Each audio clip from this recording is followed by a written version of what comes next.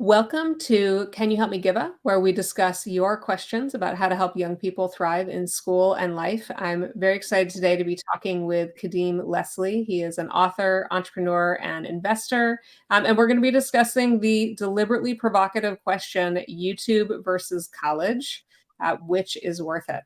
So let's just dive straight in. Kadeem, tell our audience more about you. Fantastic. Thanks for having me, Dr.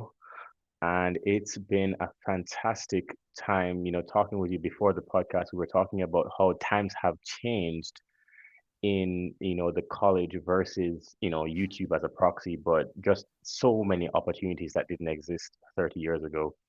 So I'm really excited to have this conversation. This conversation is going to be geared towards parents or anyone really who has a direct contact or communication or is in the vicinity of teenagers, young people, people trying to figure it out, Gen Z, and on the younger side, Gen, well, what's the new generation? Gen Z, Gen what's the Alpha. generation? I think it's Gen That's the Alpha. one. That's the one. Thanks.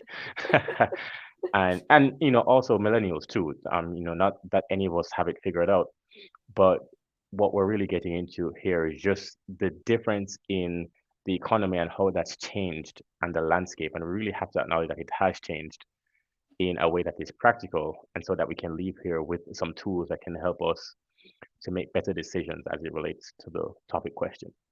Yeah, yeah. I really appreciate that. So, tell folks before we jump into that type of question, tell folks a little bit more about your background and what caused you to start thinking about the role of college, the return on investment of college, versus other options. Absolutely. So I will tell you, I was a rather weird 15-year-old in that, when I was 15, I decided that college would be a part of my journey, but I understood the exact place that it meant for me. And I will tell you, so I went to college just so that everyone is aware. I got my bachelor's and I got my master's. I didn't go the doctor route. I stopped one degree short. But I did go the college route. And what you normally find is that people who are also entrepreneurs don't necessarily go that route all the time. But I'm also an entrepreneur. I've been a business owner for a very long time and a real estate investor. I am an author and I'm actually working on my third book now, which is about financial independence, which is really very far away from, college. So, so I I only say that to say that we're having a conversation of people who are on both sides of the conversation and have stakes in both sides of the conversation, right? Writing a book is not easy, right? Starting your own business is not easy. Going to college is not easy. Getting your doctorate, getting your master's is not easy. But they're different sides of difficulty and they use different skills and they have different opportunities in today's market. And so that's my background. My background is really in business and also in real estate. I'm a real estate investor. Yeah. I appreciate thanks for giving that background to everybody because of course I got the benefit of learning all about that when we talked before jumping into the recording studio. I think what really interested me when you and I were first talking about this and we were, really kind of wrestling these things, right? Is we both have higher degrees. Obviously, we both, went into and did the college thing. And I think there is definitely value to college degrees for certain things. But that question that we kept coming up with is like, but how much is that value, right? What if people are paying real money to get those college degrees, right? They're taking Right. out loans, they're putting themselves in debt, they're going with an expectation that's going to do something. And how do we really do that more intelligently? I remember when we were talking before jumping into the recording, you referenced it as like college in certain places has become almost more like a cultural rite of passage Right. than a thoughtful investment decision, right? Right. And I think that that's a really salient framework for parents and educators to use when they're talking with young people who are trying to make that decision about whether or not to go to college, where to go to college, what degree they would get in college, to really be thinking of it as an investment decision rather than as the only viable pathway to secure income, which is less and less the case. To your point about how much the economy and the world of work has shifted. So let's dig into that a little bit more from your perspective as an entrepreneur, as a investor, as someone with a YouTube channel, right? Like you have explored a lot of these other pathways yourself directly. after, getting your bachelor's and master's degrees. What are some of the things that you've observed from doing that about the skills that are necessary for that to work, what makes that a good fit for somebody, and how much that overlaps or doesn't overlap with what works well inside a college environment? So what I will say is that for the framing of the conversation, because I know that there are parents listening who have heard this type of conversation before, but I want to frame it in the proper context, which is that yes, there are alternatives besides college, but because the college path has so been well trodden, it's a very clear and understood path that you do this, you get the job, you send your resume, etc. Right? And but what we miss on the other side is having a similarly clear path. And so then if we can outline a similarly clear path that this is what you have to do, you have to approach it this way, you have to hit these metrics, like you have to get, quote unquote A. I know you can't see my fingers necessarily, but the bunny ears, you have to get the A in this thing, for YouTube or this thing for social media, then I think it becomes something that you can track and you can see numbers, and then parents can help to support their young people in hitting these metrics as they would in school. So I think this conversation will help a lot of parents to do that. And I use, of course, parents as a proxy for whoever that figure is in a young Right. person's life. So I think that's one. The second thing is I'm actually going to tell you two stories. So there I was in college. So I haven't told this story before, but I had two friends in college. Only two. I'm just kidding. So there I was in college. I had two friends. One was male, one was female, and my female friend, she went the track of doing nursing, right? Now in college, we're all three of us in and were entrepreneurs. She went through nursing, got her nursing degree, no problem, and then one of her dreams is actually to do uh what's the word that what do they wear? The scrubs, right? She Oh, wants yeah. to do her own scrub line, right? But then she has to do nursing first, become a registered nurse, and go through all of that, of course, to have the credibility Right. to be a leader in scrub space, right? And that's what she wants to do. And before that, she's done so many things in fashion and she's doing really well, all right, in the business space. But she finished college, became a nurse, now she's on that track. I have another friend, male friend, he actually left college. And here's the conversation that he said to his parents. I am now in college, I'm in my sophomore year. You're about to pay for 2 more years of something that I know I don't want to do.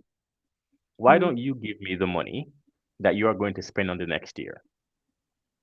And obviously, that was not a one-time conversation, Right, right? That right. that We're just happened like over a all few weeks. about I don't want to I want to set proper expectations. It didn't just happen like that. It wasn't that easy. But after a few weeks of trying to convince his parents, they said yes. He went back home. He started a restaurant. He started a car rental company. Started learning about trading, and now he's leading the Toastmaster back home where he is. He's a president or vice president or something like that of Toastmaster, doing really exceptionally well. And he's been able to provide for his parents from that initial investment. But what he was able to work out again is a similar pathway to get to an end goal. And what you see with Mm. both of those people is that they thought actively about how college could do something for them. I don't want that to be Right. missed. Is that they both thought about college, right? They Yeah. made different decisions. That's fine. But they both really thought about what college was for them. And I I think too think many that's people aren't doing that. Yes, I think that's a really good point, Kadeem, because what that illustrates is this is not, I think the fear that comes up for parents, and as a parent myself, I've certainly experienced this fear at times of like, what I'm just supposed to, if my kid is like, I don't know what I want to do. I don't know. I don't know if I should go to college. I'm just supposed to be like, okay, don't go. Like, that seems like a terrible idea. And what you're very clearly saying is, no, it's not that, the YouTube versus college, or any other sort of entrepreneurial idea versus college, is to say, just drift aimlessly with no clear metrics or parameters or pathways or anything like that. But it's instead to advocate that let's help young people make really deliberate and informed decisions that have metrics, that to measure, like, are we making progress? Is this going in the direction that you'd want it to go in? Is this actually, giving you the feedback to indicate to you that, yes, this is a good idea and it's a good fit for you, right? All those kinds of things. And that's very different than just saying, like, oh, you Absolutely. don't want to go to college? You just want to play around with a video camera, following your friends and posting things on YouTube periodically. Sure, that's probably a viable career path, right? Like, I think that's sometimes what comes to mind, that kind of like structure versus unstructure, Right. I think comes to mind as a false dichotomy, right? That like Right. college is the only path with structure where you can clearly tell whether or not success is happening by virtue of grades and credit hours accumulated and all that kind of stuff. And that everything else just feels like this really vague, ill-defined, kind of drifting. Right. And what I hear you saying is, no, it's not that, right? It means that you Right. need to have a really clear plan. You need to have ways to tell whether or not you're making progress. And there are things that adults can do to help young people structure things that way, and make those kinds of Absolutely. informed decisions. Absolutely. I mean, there's so much that you just said there that we can unpack, and we will. So let's get into it. So, so the first thing there is, let's talk about structure, right? How do you replicate structure in something that doesn't have inherent structure, right? So when it comes to college, we have credit hours. We understand that, cool, no problem. If we have classes every week, then we know that we have to certain number of hours every week to get a B or an A in a class. Okay, cool, great. So then, when it comes to, let's take, for example, doing YouTube as the proxy, because there are so many other Mhm. things we'll get to at the end, I suppose, of other things that are possible today. But let's just take YouTube as an example. Okay, then how would you be successful at YouTube? What people will say is that, well, you have to upload videos. Okay, so then let's look at the top people in the world and see what they're doing. Not now, not doing one video every month or one, video every 2 weeks. Like the top in the world, they spend millions of dollars on one video, which is why it takes them so long to do one video. But what did they do when they were just starting? We know because we can look back at their channels at what they were Mhm. doing. They were publishing videos every day. Now, put a pin in that story. My friend who left and started his own business, left college, started his own business. What did it take for him to be successful? He was learning trading. I will tell you, for the first 3 months of that trading, when he was learning just to try to get to break even. Remember, during this time, he was not successful. Trading is hard. He was trading for 12 hours a day. Mm. 12 hours a day. That's all he was doing. Restaurant, trading for 12 hours a day, right? Now, for how many months did you do that? Well, that's the operative word, right? It happened for months, not 2 weeks, right? Or he didn't give an half-assed effort. Well, Mhm. half effort. But my point is that that's real effort, right? If we are studying in college and we say that we want to be successful and we're going to put 100, $200,000 on the line, and then we're going to make it work because we are putting in 6 hours, 5 hours, 4 hours of studying every day over the course of 4 years, then that is a decent promise. But somehow we don't translate that to YouTube or social media or investing or starting your own business, starting power washing. People make a lot of money from power washing, right? People make a lot of money from mowing lawns. It is possible, right? But we'll get into that. Mhm. But the point is that people don't take it as seriously because it seems like it's not real money. And I also want to touch on that too. So let's talk about real money, right? So here's what's going on in the YouTube space. Mr. Beast earned, I think, over $100 million last year. The year before Mhm. that, he earned, I think, $50 million, and the numbers keep getting bigger. Now, if you look at, the Joe Rogan was given $100 million by Spotify podcast. If you look at the numbers that they're getting from their videos, and you compare it to what like a local news channel would do, like 30 years ago, local news channels were lucky if they got 25,000 people to watch at 6 p.m. on a Friday, right? And these people are up getting the same type of impressions in 1 hour, 25,000 views.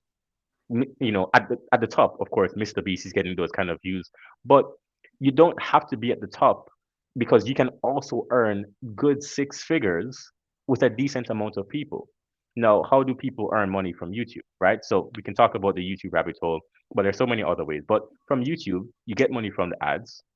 You also get money. YouTube provides Mr. Beast with a platform for him to be able to put his branding on burgers, hamburgers. He sells hamburgers, and he also sells a chocolate bar. Whether you like the chocolate bar or not doesn't matter, right? Because a lot of people are buying that chocolate to the point that he's giving Hershey and Nestle a real problem, right? Hmm. Because his market, of course, is on under 18, right? And Yep. as you know, Yep. under 18-year-olds love chocolate. They love Yep. candy, Yep. right? And so they go to the store. They're not buying one, right? They're buying 15 for the week, right? But adults, right, who are largely pursued by Nestle or these older Hershey, right? We're buying chocolate, for Valentine's Day. That's once a Right. year. Right. Right. It's Right. not quite it's not quite the same. So then you have real marketing going on, and then of course on the YouTube you can sell merch, you can sell training, right? There are YouTube channels that, let's say you have just 1,000 subscribers, right?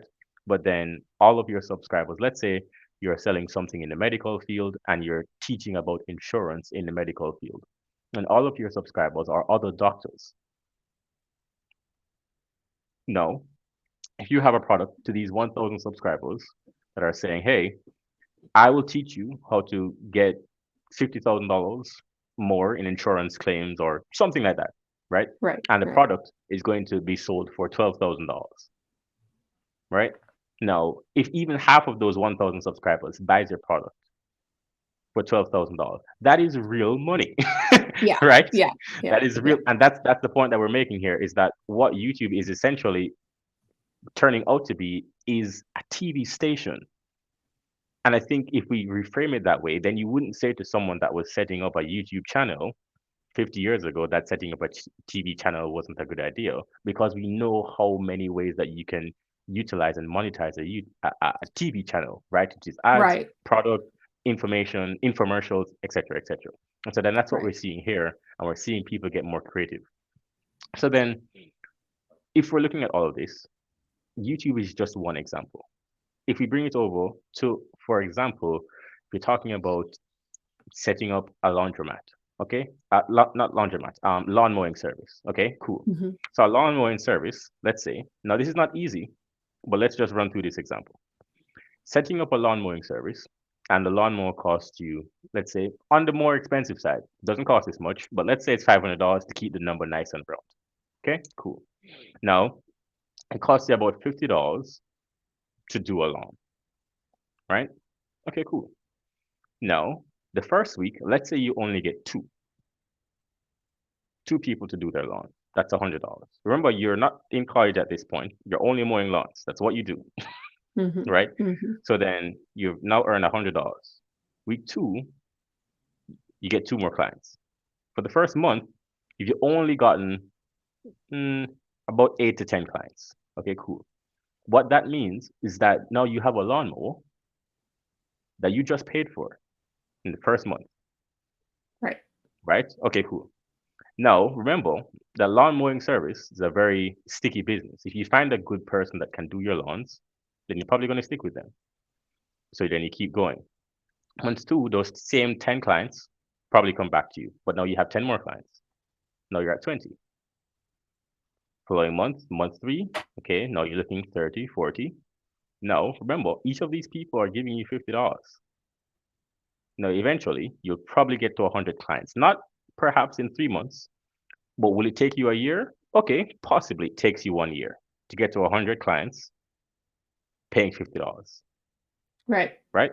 So because what I can imagine parents, sort of hearing examples like this, right? So hearing examples like YouTube one or like the lawn mowing business one, right? Is if I occupy my parent space rather than my inner nerd and researcher educator space, what I'd be doing is going, well, but if my kid sets up, like my older one has a very entrepreneurial streak, right?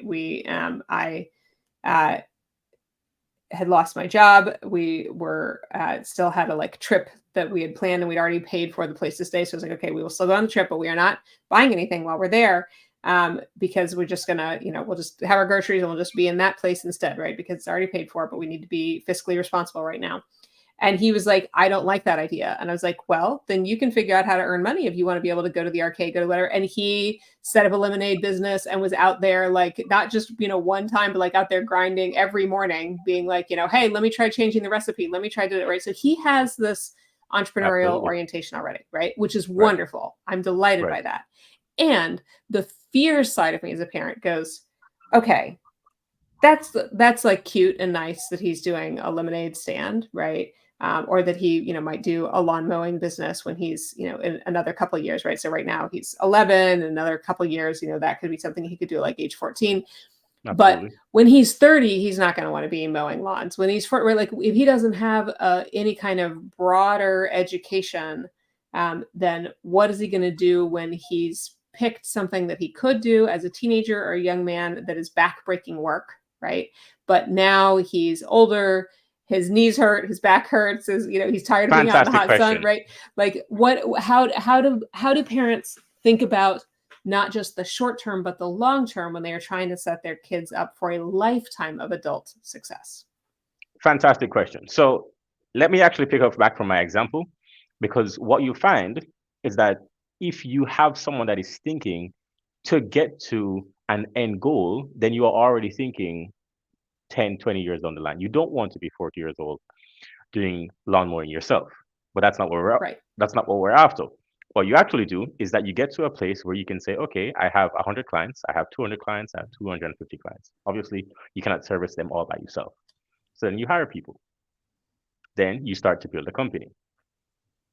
But I use that example because it's very clearly structured in that you're not building the next Apple, right? You're not building the next Tesla.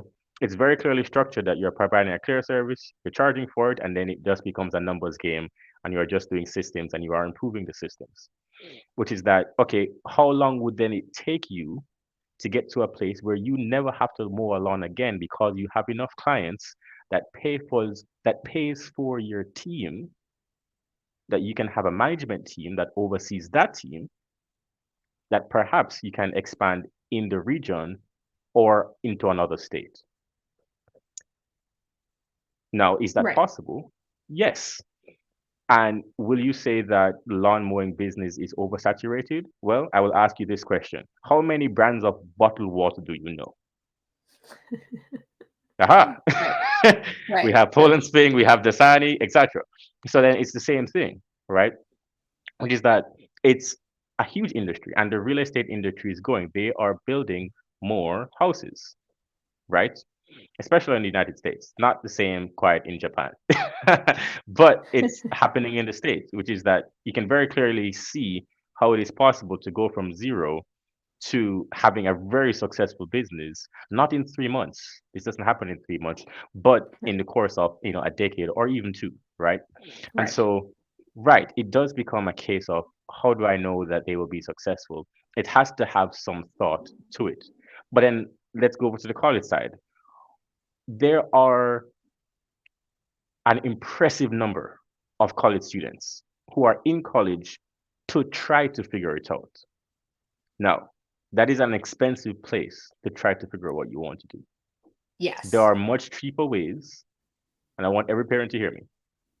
There are much cheaper ways that don't cost you tens of thousands of dollars to figure out what you want to do, right? Yeah. Okay, cool. So then, what are some of the cheaper ways? One, it's okay that you don't need to go to college at 18. You can take a gap year.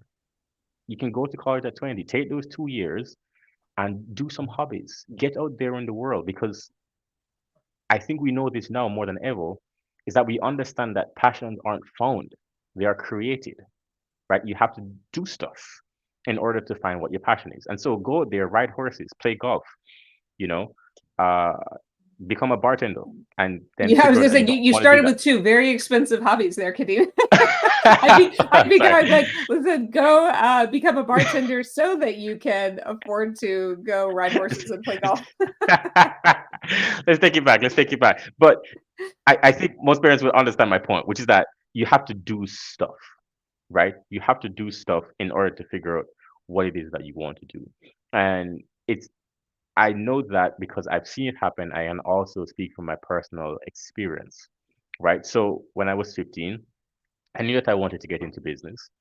But then what I found is that I wanted to be an investment banker at one point.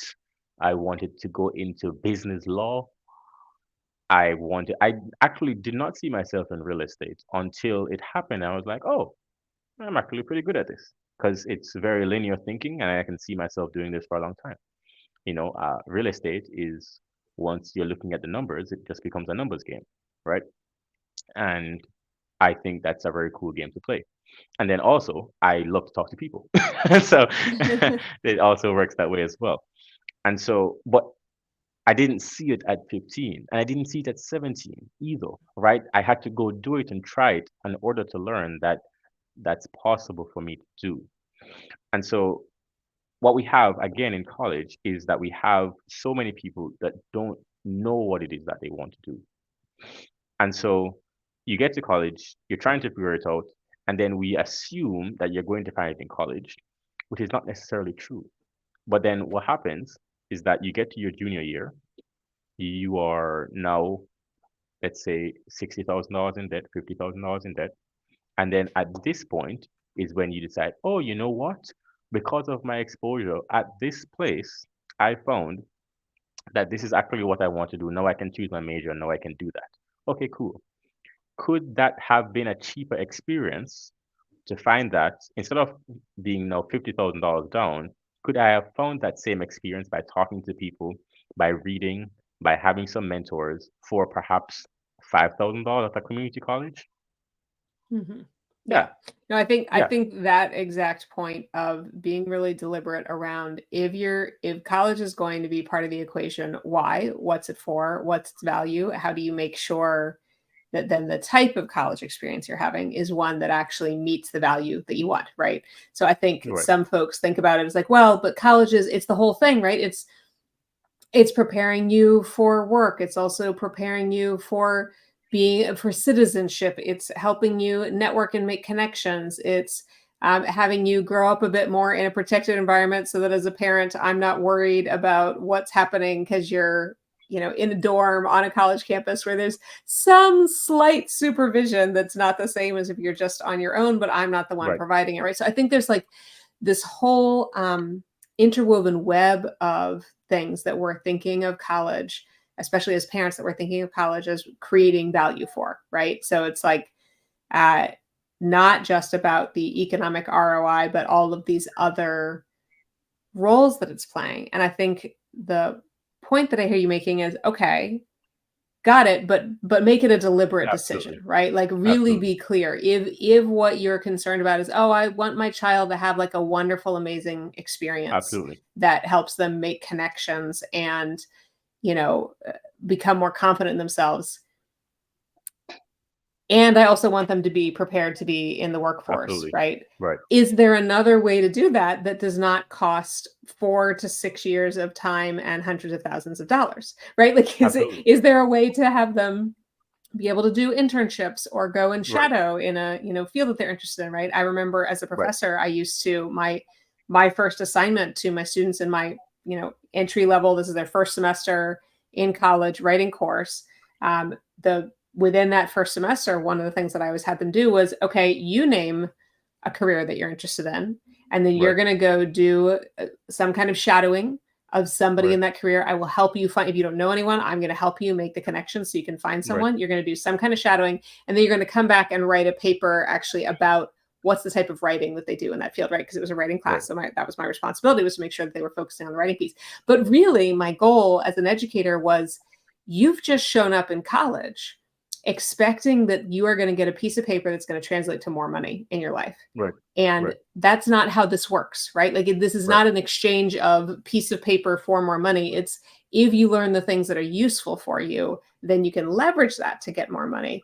And that way of thinking was not how most of my students were thinking about it. And when they would go right, out and shadow these careers that they thought they were interested in and that they thought they were coming to college for, and then they go, I actually really don't like that. I don't want to become, I Right. had one student who's like, I don't want to become a police officer because they have to write like 3 hours of reports a day. And I was like, yes, Absolutely. yes, they do. Right. And so he Yeah. was like, I need to change what I'm doing. Luckily, he learned that in his first semester rather than getting all the way through and then going to the police academy and then being like, wow, I Wow. hate this after I've invested a lot of money and That would time. really be Right. terrible. Yeah. Yeah. So, Right. No, absolutely. I completely agree. And the idea that it used to be that way, which is why I think we do have to talk to parents. It used to be that you went to college and everybody that went to college was earning significantly more than those who didn't. This was really, really true. It's just not the same anymore because we have technology, because we have access. Okay, let me give you just one small illustration. It was nearly impossible for someone who was 16 years old, 25 years, just 25 years ago, someone who was 16 years old to potentially reach millions of people. But every 16-year-old, not every, but almost every 16-year-old in America right now has a smartphone in which they can go live and connect with the world. right. That is insane. And we don't really acknowledge how powerful that is to put that type of access in the hands of a teenager. It is truly Mhm. incredible. And it just wasn't possible 25 years ago. So then we have to acknowledge that it's just not the same. Completely agree with that. Completely.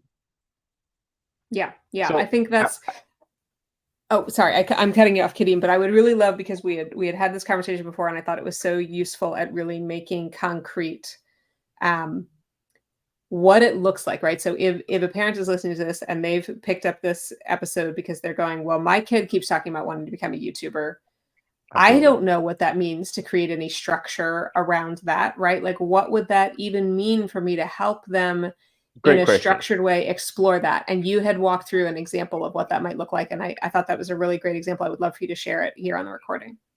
Absolutely. So, parents, this is for you. So, one, I think just like we talked about earlier, is that we understand the structure of college. So we understand that we have A's, B's, etc. We know that we have quarterly reports. So then let's try to create that same structure for something like YouTube. So then what you can do, again, you have to take this responsibility as parents to sit down with someone who is 15, someone who is 14, someone who is 16, because you have the ability to think long term a little bit more, you know, deeply than they can. And so sit down and say, okay, here's what we're going to do. If you can hit, we're going to look at other examples, but if you can hit this amount of views in 3 months and you are getting better click-through rates, right? This would be for YouTube, which is how many people are clicking on your video or percentage of people are clicking on your video. If you can get a decent amount of watch through time, which is how many people are watching to the end of your video, by this date, and if you can mark this improvement like you're 10% better, you're 15% better, then we can extrapolate that if you keep getting 10% better over a 3 month period, then it is very likely that you are onto something here. Okay, so then now we understand what the goal is, which is getting the A. Cool, no problem. So now we have to backtrack. No, we don't just have the final examination in a class, right? You arrive in college in August. You don't just say, okay, cool, study, study, study. December, we're good. No, no, we have tests, we have quizzes, right? So then we have to have a parallel if we're doing something like YouTube. And again, we're using this as a proxy because your child might want to set up an online store. There's so many things, but we're just using Yeah. YouTube. So then in the first 2 weeks, right, we know that if we're going to be in the top 10, top 1% of anything, then we have to be studying for 4 or 5 hours a day. Okay, what are we studying? Okay, so then some topics that you could include in what are you studying is how to find viral videos, right? So then now you are spending the first week, 4 hours a day, learning a system of how to find viral videos. And by the end of this week, or the end of the first 2 weeks, or whichever process that you or timeline that you choose, you need to create a PowerPoint presentation for me to show me that you understand how to find viral YouTube videos. That's structure. And then, so that's week one. Week two now, remember the semester is 14 weeks, right? Week two now is you need to set up, okay, how do I create viral 5-second intros? How do I make sure that everybody who watches my video in those first 5 seconds keeps watching the next 10 seconds? Okay, cool. So then now that's another research project. At the end of that week, you need to get me a presentation showing me everything that you learned. Now we're creating structure. So then by the time that you get to week 6, you'd have improved how to find viral videos, how to improve the first 10 seconds, how to do amazing thumbnails, how to do good topics, how to do video editing, how to do better voice editing, how to do lighting. Well, you're probably getting pretty good. Right, right, Right? right, And that's exactly. that's how Yeah. you create structure, right? But then again, that does take some active part in parenting. And of course, of course you should, because this is the future that you're talking about. And is it worth it to create that type of structure? Yes, because people are making real millions of dollars. And okay, so then let's say they're not making millions of dollars. They're people earning good 6 figures. Okay, Hmm. let's say they're not earning 6 figures. There are people making good 5 figures. And let's not forget the average American is only earning 5 figures, Hmm. right? The average Yeah. American is only earning 60 something thousand dollars. So then Yeah. if they can do YouTube, stay at home with their friends, have some good time, and then put it on camera for a couple of hours a week and earn $64,000, is that better than slaving away in an office? Yeah, yeah, I think so. Right?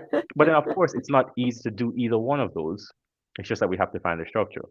And it's not that much of an equation if you're looking at talking to someone who is 12 years old and saying, well, would I rather go to a job, and they watch adults, they see how stressed adults are, and they see, okay, why would I go to college and be like them? Because what they did is having them stressed, and they say, oh, I hate my job and I can't wait for the weekend. They're listening, right? Right, right. Rather than have a great time, put it on camera for a couple times a week and make good money. So then there's another topic that we got to talk about, parents, which is that, so that's an approach to having structure. Another side of the equation is that we have to separate the expectation that college is going to be a financial positive return. And it just Yeah. isn't that clear cut. So here's what we have. What you'll find is that people who are in the STEM fields, if you have to go to college, you have to pay to play, right? If you are in science, technology, engineering, math, you cannot, for example, become a lawyer without going to law school. You cannot become a pilot, or at least we don't want any pilots who didn't go to pilot school, right? Hashtag Boeing. I'm just kidding. Are they a sponsor? I hope they're not a sponsor. But we can't become these things without getting the proper certifications. And if you have to become certified, then you have to go. You have to get a license. You have to go. Okay, cool. But then that doesn't necessarily mean that you're getting a positive ROI. Okay, so then let's say we're talking about real estate. We talked about numbers. If you are thinking about this as an investment, which most people agree that college is, then we have to approach it from an investor standpoint, which we should. So if we're talking about investments, then we're talking about the positive upside, and then we're also talking about cost, which is the two sides of making profit, right? How much we can make and how much it costs. Okay, cool. So then we want to maximize how much we can earn and then diminish as much as possible how much it will cost. Okay, so then how do you maximize it?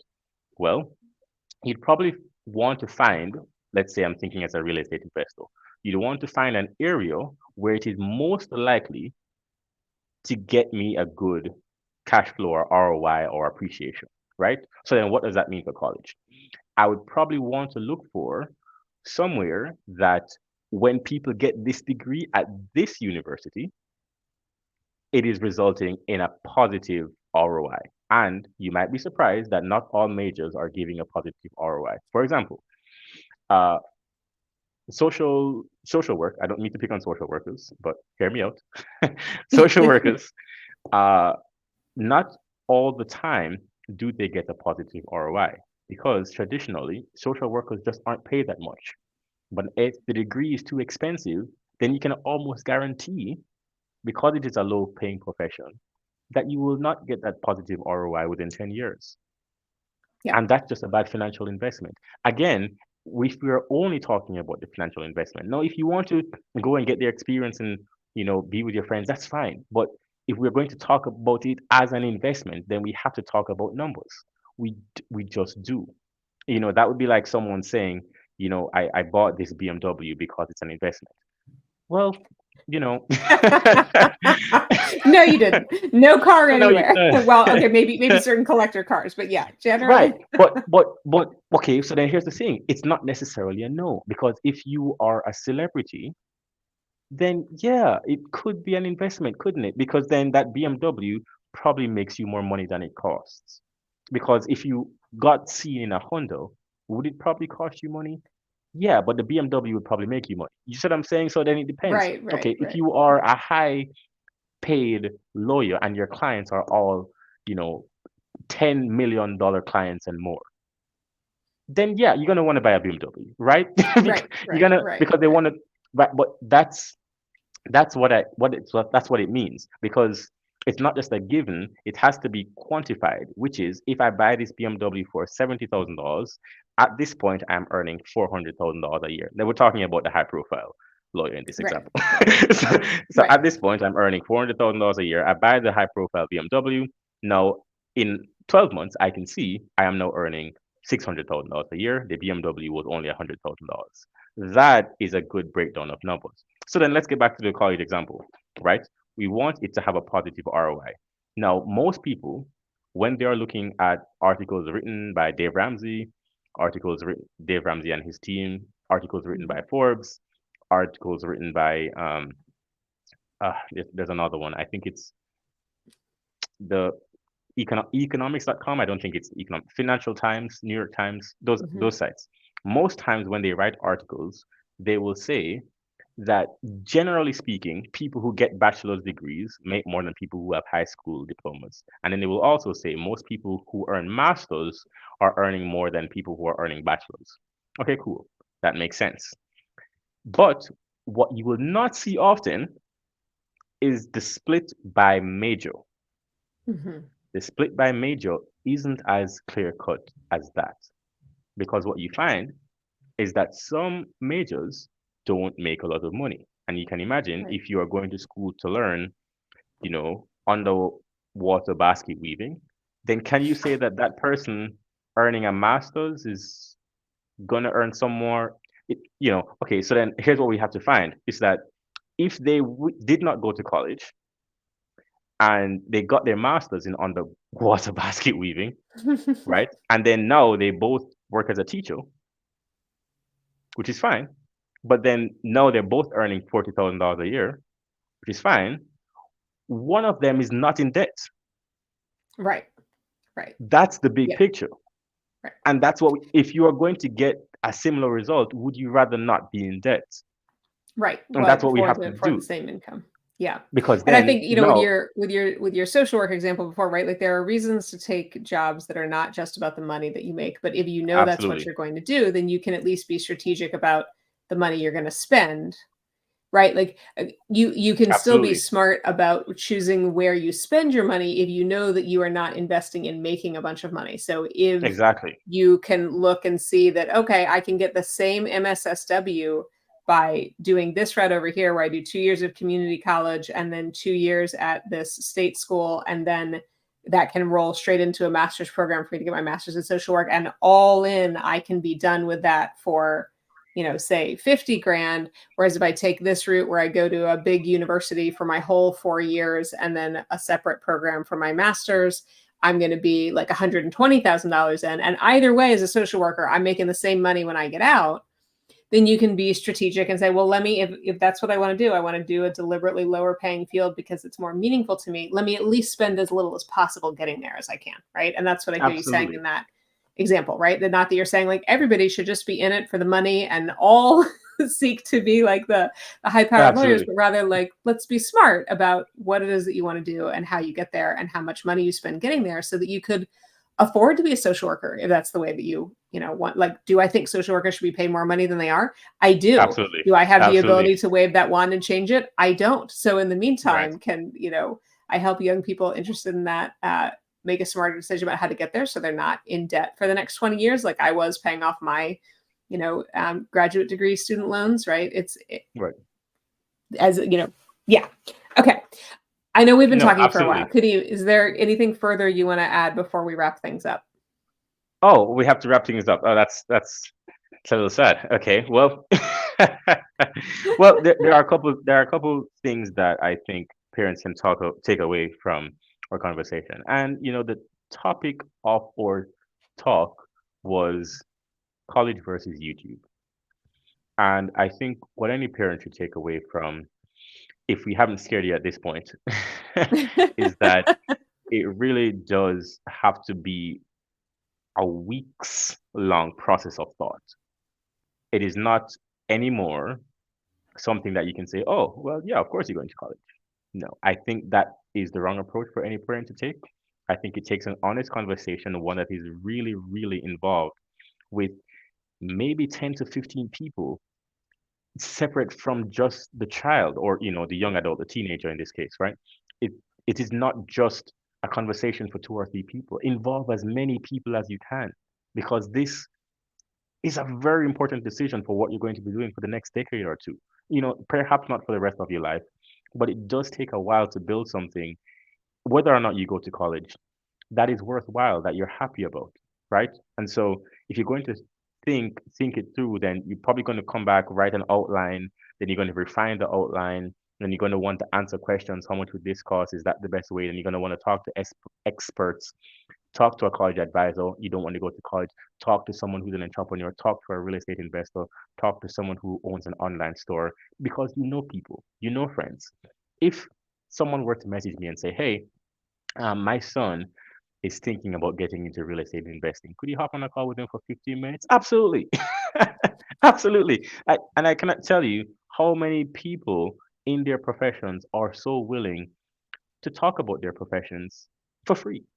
especially with young people, because we remember Yes. what it was like not knowing. We do. Yes, And we are exactly. very sympathetic. And as a parent, you can really be active in doing that for your child, which is getting them the help and decisions and helping them to really make a good decision. So, what you don't want is to have someone that is 30, 35, and wishing that they had gotten better guidance when they were 15. And I would Yeah. hate for anybody to go through that. Yeah. Yeah. Well, I really appreciate you sharing that. I think some of the things that I'm really taking away as a parent myself is one, I need to pack a lunch on this one, right? Like I need to not try to solve this all overnight. And I think especially with as many things as we do juggle as parents, I certainly had to tamper my own feelings of panic, right? As you described it, I'm like, oh my gosh, I can't set up a whole separate curriculum for my kid to help them do all of this, right? And I think that your reminder of this is not a thing where we have to go it alone. This is why we all have networks, right? There are people who will help when it is a young person that is trying to understand something. People are generally, by and large, willing to jump in and be part of that conversation with them and help them think that through, right? So that's definitely one takeaway is that this is not, while it's on me to help my kids notice their options, it's not on me to help them figure out all of their options, right? Absolutely. And so I think that's a big thing that I'm taking away. And then also being really just deliberate about really thinking about college as an ROI and really quantifying, okay, what is it that we would be getting out of this? And what is that worth economically, right? And so Absolutely. those are two pieces that I'm going to still be mulling on for a while as a parent after this conversation. I really appreciate you joining today, Kadeem. Can you let people know where they can find you if they're listening and they want to go see more of what you have to say? Absolutely. Anybody that wants to talk about real estate, parents, if you have a child that wants to get into real estate, wants to get into, business and anything to do with financial freedom, I would be happy to talk. But you can find me on Instagram. I am Cade. I am KADE underscore. That's my Instagram at I am Cade underscore. And my YouTube is Kadeem Rich Journey. I share a lot of advice there because it's a bit longer form, so we can really sit down and have a discussion about what's going on. And you can also, what I mentioned so far. Oh, my website is thefulauthor.com. I have lots of materials there, free and paid. You can take advantage of the free material, and when you're ready to give me a support, I'd appreciate that too. Yeah. Great. Well, thank you for sharing all of that, and thank you for joining today. It has been wonderful having this conversation with you. It's been fantastic. Thank you.